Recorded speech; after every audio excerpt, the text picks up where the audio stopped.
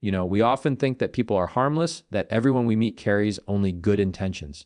But reality has a way of sneaking up on us. Some people, even the ones we think we can trust, quietly demand things that drain us, manipulate us, or simply don't belong to them. And most of the time, we don't even notice until it's too late. Today, I want to talk about those subtle, often overlooked red flags, the 5 things that, if someone asks from you, should make you take a step back and reevaluate the relationship. It's not about being cynical or closing yourself off from human connection. It's about self-respect, boundaries, and protecting your energy. Some of these requests seem harmless on the surface, even reasonable. But when patterns emerge, they reveal intentions that are far from pure. Staying alert to these signs isn't paranoia, it's wisdom, and it's the difference between being taken advantage of and living your life on your own terms. So, let's break it down.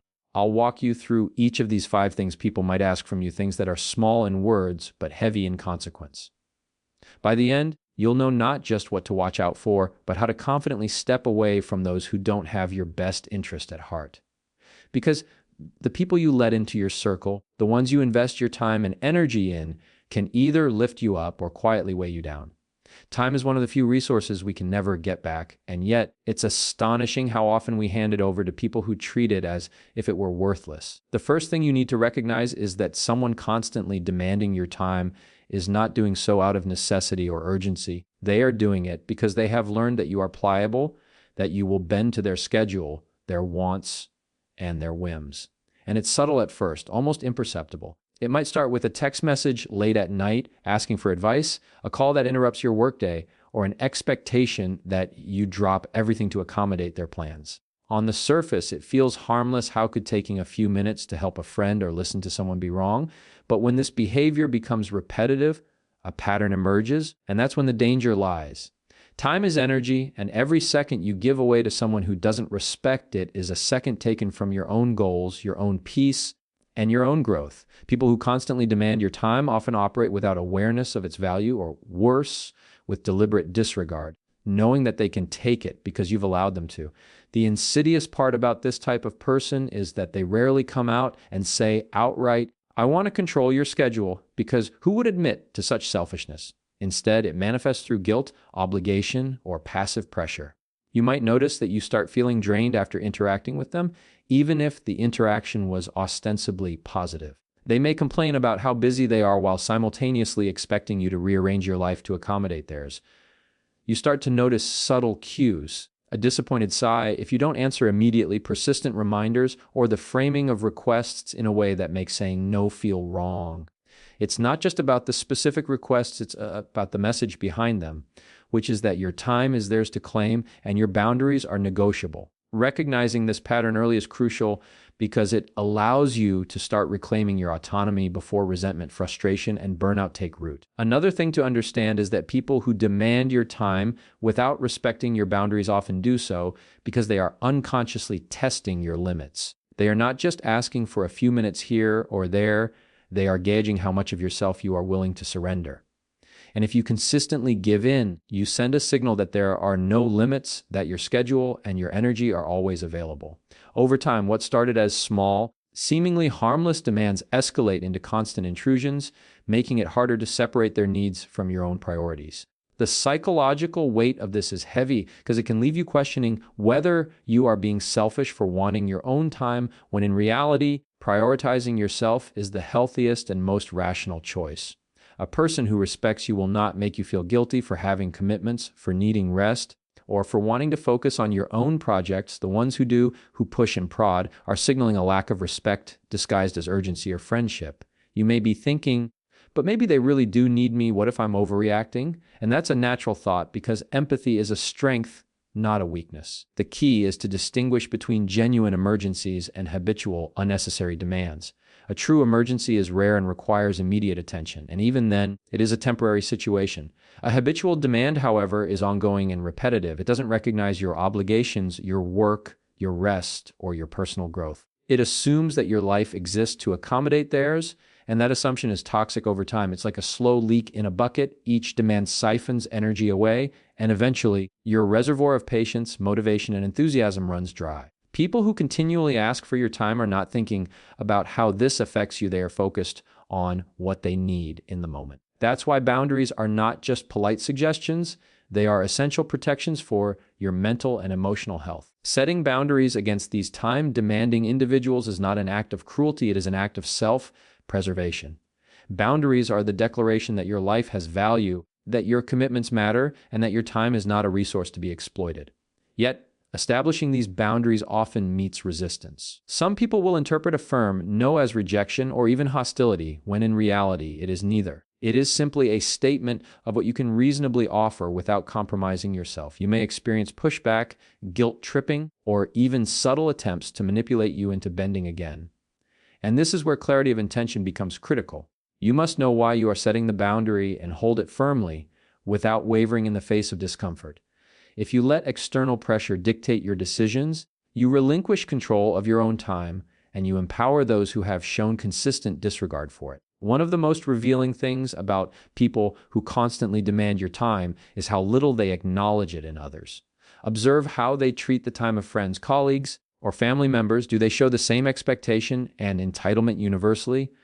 Or is it targeted toward those they perceive as easy to influence? This pattern provides insight into their character and intentions. Those who respect time will do so consistently, understanding the inherent value in allowing others to live their lives uninterrupted. Those who do not are opportunists, not friends, and not allies.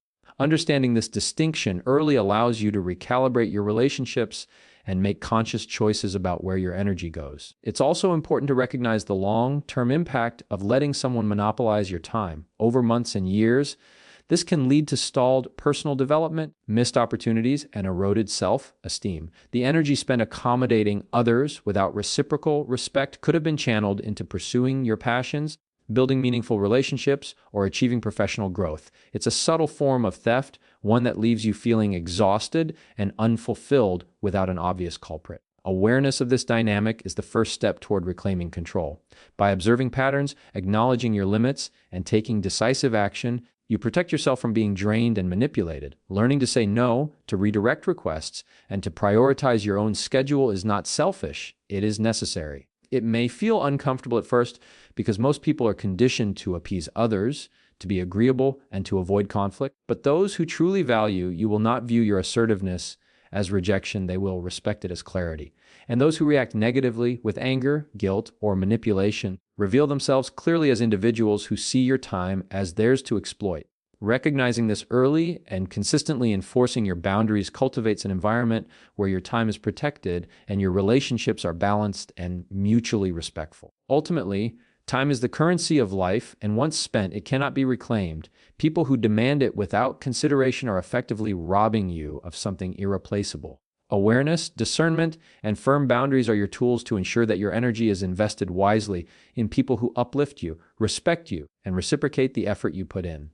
Recognizing the pattern, resisting manipulation, and asserting your priorities is not just about protecting your schedule, it is about protecting your mental health, your ambitions, and your self-worth. Every minute you safeguard is a step toward a life lived intentionally, not a life dictated by the demands of others.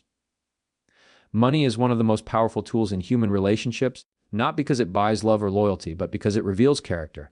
When someone constantly expects financial favors, material support, or handouts without reciprocation, it's a red flag that can't be ignored.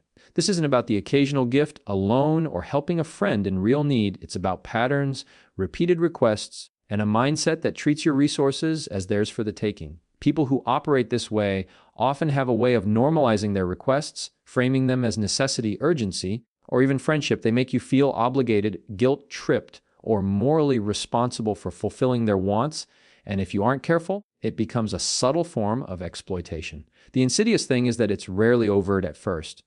The first time someone asks for financial help, it may seem harmless, a one-time emergency, a small favor, a temporary loan. But then comes the second request, the third, the fourth, until your generosity is no longer generosity. It's expected. And when giving becomes expected, your boundaries are eroded, your resources drained, and your patience tested.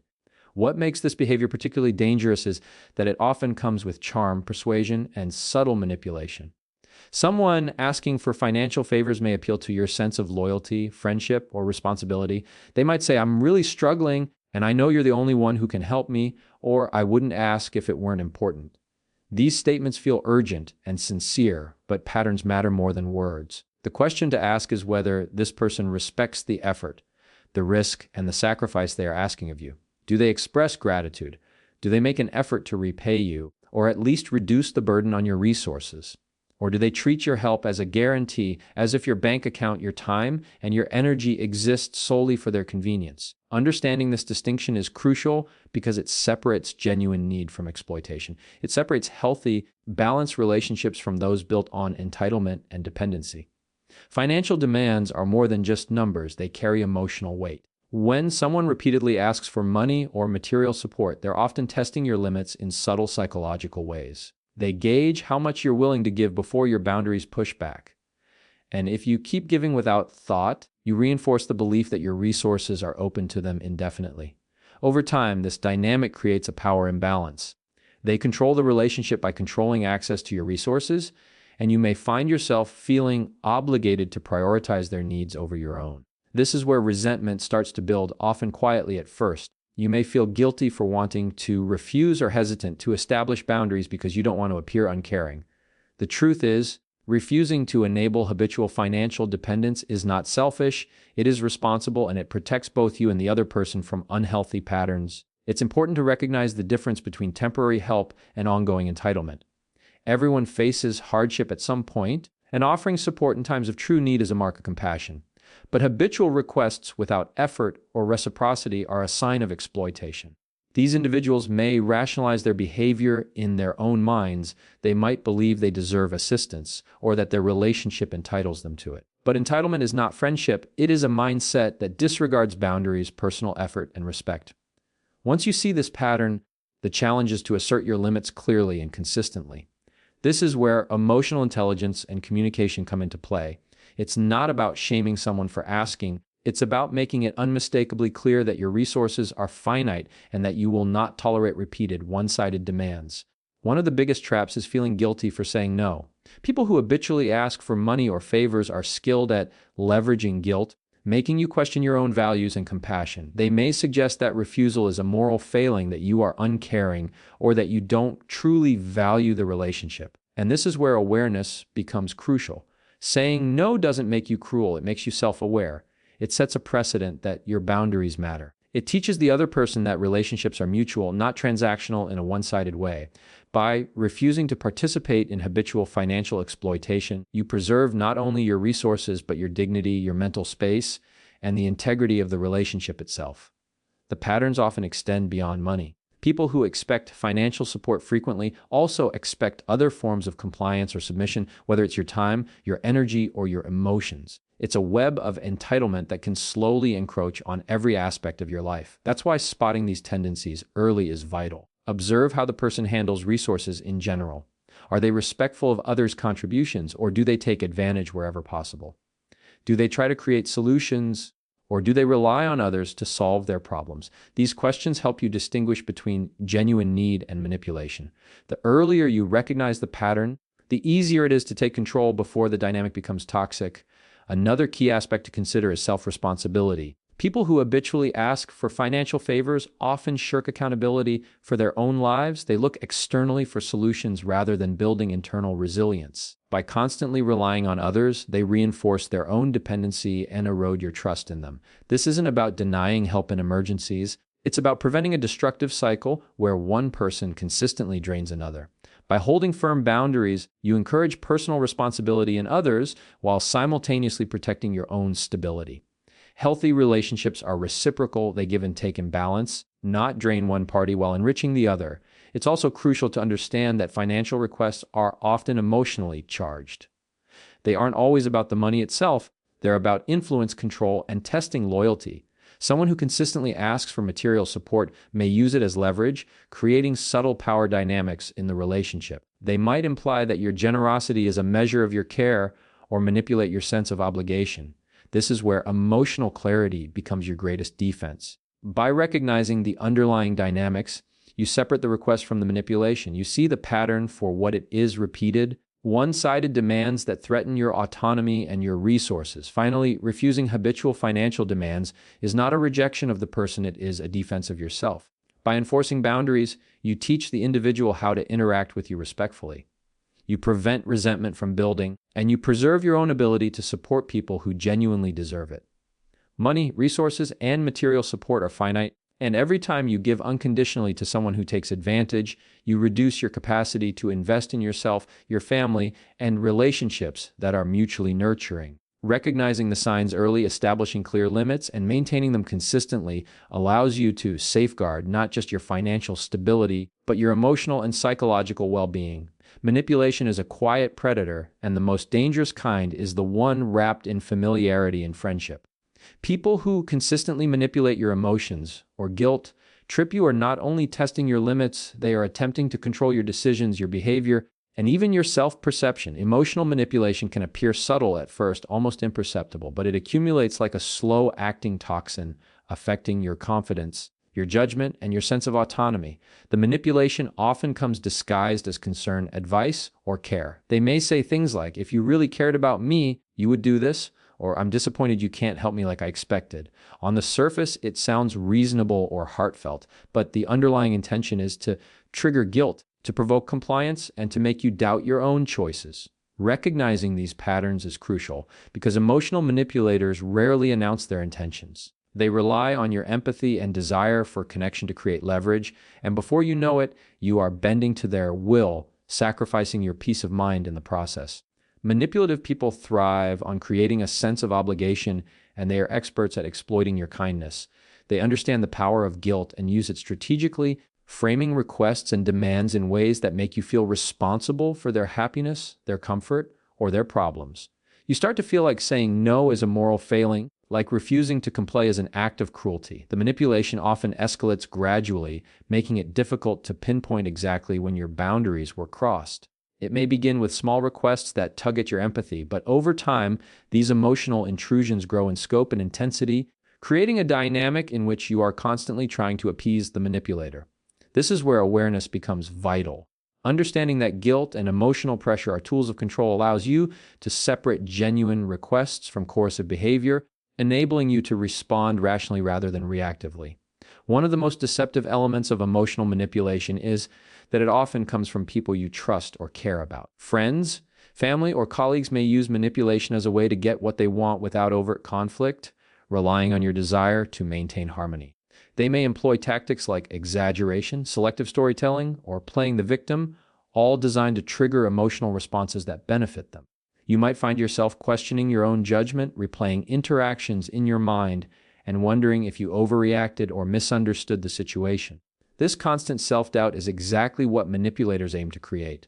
By keeping you off balance emotionally, they make it easier to influence your decisions and maintain control. Recognizing this pattern requires a combination of self-awareness, emotional intelligence, and a willingness to trust your instincts rather than being swayed by guilt or fear of conflict. Manipulation often intersects with other forms of boundary violation. Someone who manipulates your emotions may also demand your time, money, or energy, weaving a web of control that extends across multiple aspects of your life. They test your limits not with a single tactic, but with a combination of strategies, each reinforcing the other. For example, a person may guilt you for not spending enough time with them, while simultaneously asking for favors that strain your resources, all while framing it as concern for your relationship or their own well-being. This multi-layered approach makes it difficult to recognize the manipulation as it happens, because each request seems justifiable on its own. The danger lies in the cumulative effect over time. You may find yourself consistently prioritizing their needs, compromising your own values, and questioning your worth, all without realizing how much power they have over you. The psychological mechanisms manipulators exploit are deeply ingrained in human social behavior. We are wired to respond to empathy, social obligation, and the desire to maintain harmonious relationships. Manipulators understand these instincts and use them to their advantage, subtly steering your behavior while maintaining plausible deniability. They may claim, "I didn't mean it like that," or "you're overreacting." Whenever you attempt to confront their tactics, this gaslighting reinforces self-doubt and keeps you compliant. Understanding these psychological dynamics is essential because it shifts the focus from blaming yourself to analyzing the behavior objectively. Recognizing manipulation as a strategic pattern rather than a reflection of your own inadequacy empowers you to establish boundaries with clarity and confidence. Emotional manipulators are also highly attuned to individual vulnerabilities. They observe how you react to stress, guilt, praise, or criticism and tailor their tactics accordingly. Some may exploit your sense of loyalty, others your fear of conflict, and still others your desire for approval. By targeting these areas, they can manipulate your emotions with precision, ensuring that their requests or demands are difficult to resist. The more familiar they are with you, the more effective their manipulation becomes. This is why manipulation often feels personal and confusing. It preys on your specific emotional patterns. The key to resisting this is developing emotional literacy, the ability to recognize your own feelings, understand why they arise, and differentiate between your authentic emotions and the ones someone else is provoking intentionally. One of the most challenging aspects of dealing with emotional manipulators is the social stigma surrounding confrontation. Many people fear that setting boundaries or saying no will make them appear harsh, unkind, or uncaring. Manipulators exploit this fear, framing their requests in ways that make refusal seem morally or socially unacceptable. They create a false dichotomy: either you comply or you are selfish. Recognizing this tactic allows you to reclaim your agency. Boundaries are not acts of cruelty, they are declarations of self-respect. By maintaining clear limits, you teach others how to interact with you respectfully, reducing the likelihood of manipulation over time. Manipulation often leaves subtle but lasting effects on your self-esteem. When someone repeatedly makes you feel guilty, coerces you emotionally, or questions your judgment, it erodes confidence. You may begin to second-guess your decisions, feel responsible for the emotions of others, or hesitate to assert yourself in other areas of life. This is why identifying and addressing emotional manipulation is critical. It is not just about resisting a single request, it is about preserving your sense of self-worth and independence. The more you recognize these tactics, the more you can disengage from them, respond assertively, and prevent your emotional state from being dictated by someone else's agenda. Finally, resisting emotional manipulation requires a combination of awareness, assertiveness, and self-compassion. Awareness allows you to recognize patterns and separate genuine concern from coercion. Assertiveness empowers you to enforce boundaries clearly and consistently without yielding to guilt or pressure. Self-compassion helps you trust your own judgment and protect your emotional well-being without feeling selfish. Together, these tools create a framework for interacting with people who might try to manipulate you, allowing you to maintain healthy relationships while safeguarding your autonomy. Emotional manipulation is powerful precisely because it is invisible at first, but with vigilance, understanding, and deliberate action, you can prevent it from controlling your life